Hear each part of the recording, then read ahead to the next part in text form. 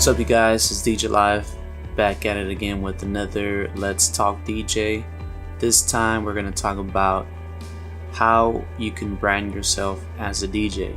So the things we're going to talk about is what is branding, why is it important, and how does it work. Now, a little background about myself. I've been doing graphic design for probably over 10 years already, and I started doing design for my dad. He used to have a newspaper, so at that time we would use this software called CorelDRAW for any of you designers out there, and we used to do everything manually as far as printing out the pages and using the glue to put it on the spreadsheets and all that. So it was quite a process back then, and we didn't have the technology we have now where you just go on to InDesign and design your whole sheets. I've always been around businesses working for my dad and how they would conduct their business. Branding is simply the promise that you keep to your clients. It's how you tell your story. How do you sell that service? It's as simple as how you conduct business with your clients. Everything is taken in account when you're doing branding. Now, lots of you guys might think that branding is just putting a logo on your channel or logo on a website, and even though that's the first thing that clients do see, that's not entirely what branding is. It is an element of branding, but it's not entirely what branding is. Nowadays, everybody is branding themselves, whether you notice it or not. But if you go on Instagram and you see a bunch of people that don't really have a business or anything, but they like taking pictures, they post them up, they get a lot of likes, that is already a brand in itself, because they're telling their story, who they are, how they talk, how they display their images. That is already their own brand, believe it or not. And who knows, they might even want to take that brand to the next level one day. So building all those followers is already a good start, because later on you could introduce sponsorships or deals with other brands or whatnot. So that's basically what branding is. Now let's talk about why is it important. Let's put it this way. Let's say you walk in the grocery store, right? You meet someone, you start talking to them, and the person is just dull. Don't even want to tell you his name or her name, doesn't have no personality. Those are characteristics of a brand, because it expresses who that person is or who that business is, you know? It is important because imagine in a world that you buy a Coke and it's just blank and it just says Coke. It doesn't even have some type of illustration or anything that says why you should buy it or why is it the best. And it doesn't have anything. It would be pretty boring, right? Just to go up to the supermarket and just find a blank can that says Coca-Cola, and all the other ones have the same blank canvas and just says their name. There wouldn't be no branding, no reason for you to want to choose one over the other. It's very important for you guys to work on branding, because it'll separate you from everybody else. It'll get you noticed, and obviously more work if it's well branded, well put together. Well, how it works, I'm not going to get too much into detail because this is a course in itself on how it works, but I will give you an overview. And this is just my point of view, my teachings, my research. It's not going to be 1,000% accurate. You know, everybody has their own way of learning and taking information. So this is just what I understand about branding and my experiences. So usually how it works is that people tend to get the logo first designed. Although that is one step in creating your brand, there's still a lot to go into that. So if this business is online centric, that means you might want to work on a website. This also includes branding all your social media networks so that they all look consistent, they all look cohesive to the business, and they all flow, they all have the same language.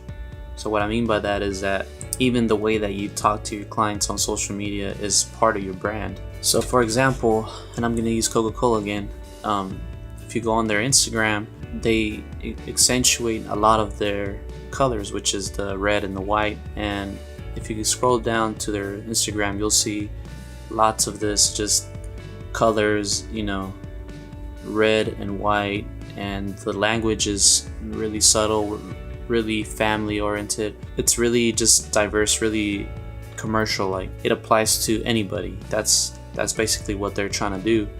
Is the way that they talk to people is really human. Like, just one of them that says, make your table the most popular spot at the holidays party, and yes, you can sit with us.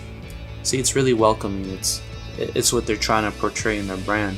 And I wanna put this out because I see a lot of DJs or a lot of producers or whatnot, they get really explicit in some of their posts, and even though they might have thousands of followers, and it's none of my business and it's not my brand to handle, but just keep in mind that the way that you talk to your audience, that's how they're gonna portray you, or that's how they're gonna view you. And maybe some people don't like to do business with people like that are really that say a lot of profanity or just a lot of sexual content or anything of that nature. Maybe that's the reason why they didn't pick you, because they don't want to do business with that kind of entity. Maybe they don't want to have that in their record, or they don't want to be shown on social media that they're in business with that kind of person. So just keep in mind, guys, that branding is really important, and you have to know every time you put something out there that everybody's going to see it, and that's how they're going to view you. Even though you might not be that person, that's your brand. That's the person that's talking to everybody else online.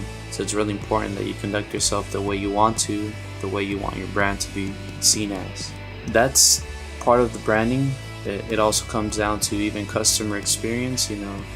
How well is your customer support? The way you even say hi to a client is a reflection of your brand. When you answer the phone, how do you answer it? Believe it or not, all these little pieces are put together to make that brand that you represent. Now, if that client, the first time they call you and you're talking, really obnoxious or just not well spoken or whatnot, they're gonna look at that and they're gonna say, oh, well, this business is not the type of business we want to work with. We want to work with someone professional that talks fluently in English, or whatever the case might be. So even conducting your business, how you talk to them is, in person or on the phone is part of your brand. So there's also this book called The Style Guide, and usually what the style guide includes is the logo, how the logo should look. Let me start with that. So the way a logo should look, obviously, you hire a designer, they make you a logo, they'll give you like a full color version, and if they know what they're doing, they will also give you variations of that. For example, maybe a full version that would look good with darker backgrounds, another version where it will look great on white backgrounds, and maybe a couple of the variations that represent the brand in a structural way. So you don't want to have Coca-Cola seen as blue and red for Christmas, because then it would throw everything off. Even though they're already established, they can do that. But the reason why these big companies can change their logos, styles, and put hundreds of different colors on them is because they are already established. So you also got to put that in mind, that when you start as a company, you don't want to start putting out hundreds and different variations of your logo, because people are going to get confused. They're not going to know. Well, they're going to be like, well, what's this brand? Are they a new company now, or what's going on?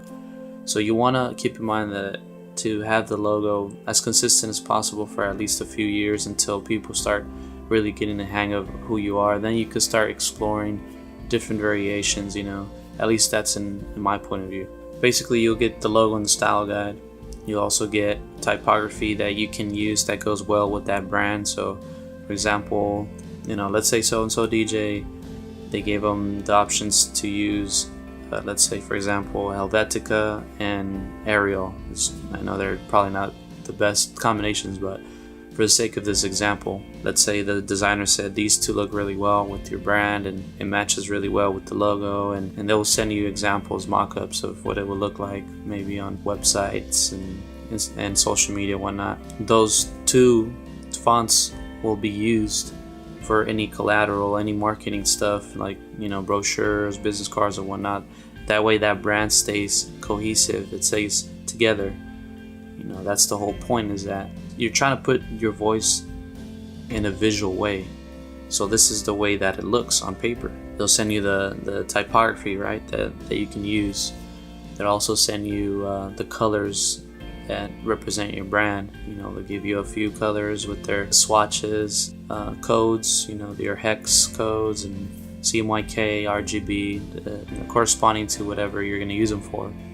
That'll give you the color swatches that you could use for your brand, which you can use for numerous things, like putting it on flyers or whatnot, or using it for whatever, just colors that are consistent. Some companies will provide you with like the brand identity, so it's kind of like how the brand should talk. So it'll give you like this is the way that we say things and this is the way we don't say things. So for you DJs out there, or even producers or any music related, think about who your brand is and how you want people to perceive you. It's simple as just writing down some notes. This is what I like. This is what I like my people to see about me. This is the type of language I'm going to use. I'm probably not going to use profanity, or if you do, go ahead. But like I said, just keep in mind that this is your brand, and this is, in the long run, this is what's going to get you more work, or maybe even get you, on TV or whatnot. You got to take into account that it's a big deal to have a brand. You could even have a few brands. You don't have to have just one. In the industry, it's called house of brands. You could have one main brand that controls all the other brands. Maybe, let's say, for example, I have a house of brands, and the main brand is Samuel Ray's Media, for example.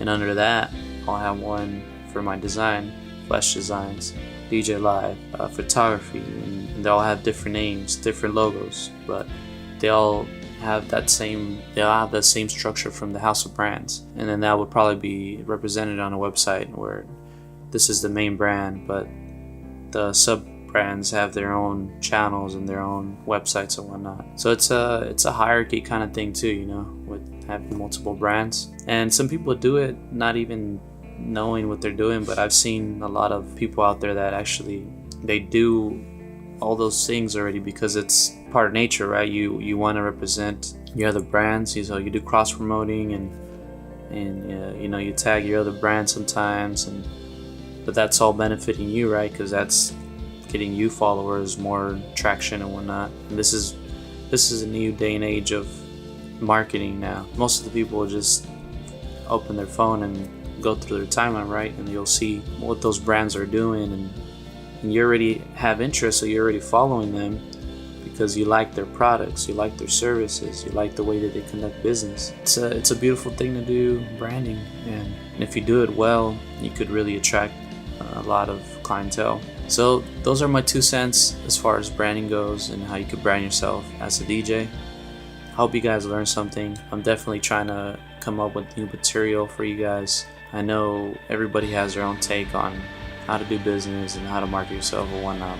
This is just my way of helping you guys, if it helped at all. If you guys are also interested, I do a lot of design myself, so DJs out there or any businesses, you can check out my work at fleshdesigns.com and you can check out what I have to offer. I got a new gig log coming soon, going to Arizona, and I'll be out there with my homie DJ Jules again. If you didn't see that gig log, I'll put a link up. Just remember, guys, practice makes perfect. Make sure to follow. See you guys in the next one. Peace.